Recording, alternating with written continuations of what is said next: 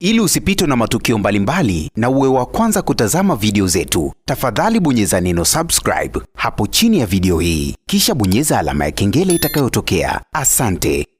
Habari ya moto, habari ambayo siku ya leo imetrendi huko kwenye mitandao ya kijamii ni habari ambayo inamhusisha Zuchu kuondoka katika lebo ya WCB Wasafi. Tunaweza kusema hivyo kwa sababu Zuchu tayari ameweza kusign out katika lebo ya WCB Wasafi, na kama ambavyo tunafahamu sakata la Zuchu namna ambavyo lilikuwa linaendelea huko mitandaoni kuhusiana na yeye pamoja na mwanaume wake, na kitu ambacho kilikuwa kinasababisha Zuchu aendelee kusalia katika lebo ya WCB Wasafi ni ndoa yake, kwa sababu tu tayari Zuchu alikuwa ameshaolewa na Diamond, alikuwa hana namna nyingine, alikuwa anaendelea tu kusalia katika lebo hiyo kwa sababu tu anajua yeye ni mke wa CEO msanii Diamond Platnumz. Lakini baada ya ugomvi wao kutokea, na tumeweza kushuhudia namna ambavyo Zuchu alizungumza kwa uchungu kuhusiana na alivyogombana na Diamond Platnumz mpaka kufikia hatua msanii Diamond akamtembezea kipigo kizito, jambo ambalo halijawahi kutokea kwa msanii Diamond kumpiga mwanamke. Lakini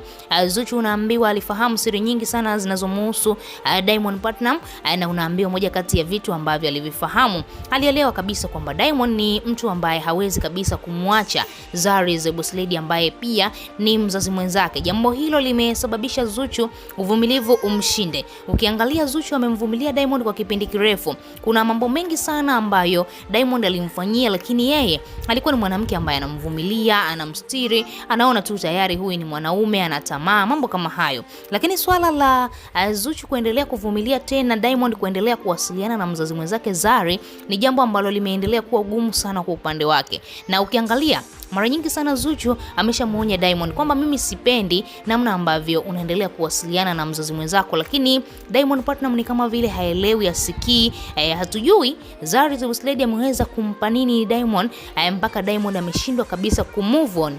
Yani unaambiwa katika wanawake wote ambao Diamond Platnumz aliwahi kuwa nao hapo nyuma, mwanamke ambaye Diamond hawezi kumsahau ni Zari the Boss Lady. Sasa tuelewi jamani, huyu Uganda amempatia nini Diamond jamani, mpaka inafikia hatua Diamond anaendelea kuchanganyikiwa juu yake, anaendelea kumtafuta, wanaendelea kuwasiliana. Sasa Zuchu hajataka kuendelea tena kubishana na Diamond, hajataka kuendelea tena kumsumbua tena Diamond, kumwambia mara usifanye hivi, usifanye vile. Ameamua kufanya maamuzi baada tu ya kumuingilia Diamond na Diamond kumtembezea kipigo.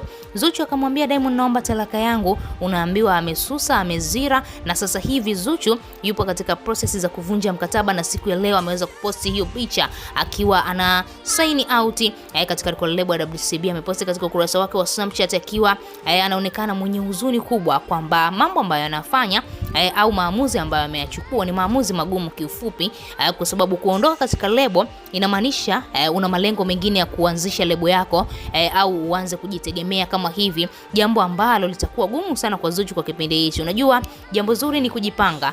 Zuchu sasa yeye maamuzi haya ameyafanya kutokana na sababu ambazo zinamsukuma yeye kufanya hivi, baada tu ya kuona kwamba ameshindana na Diamond katika swala zima la mahusiano, basi akaamua kuondoka katika lebo, kwa sababu kitu ambacho kilikuwa kinamsababisha Zuchu aendelee kusalia katika hiyo lebo ni namna ambavyo Diamond aliamua kumuoa. Sasa hatujajua kama msanii Diamond atakuwa tayari kutoa talaka zilizobaki kwa Zuchu au atambembeleza mwanamke wake ili mradi waweze kurudiana.